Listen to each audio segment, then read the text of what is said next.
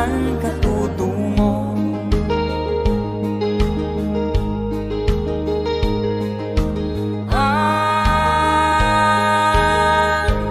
Kung nakamit mo ng pangarap, di pa rin nasiyahan, ang nais mo'y madagdagan, limot mo na ang iyong pinagmulan.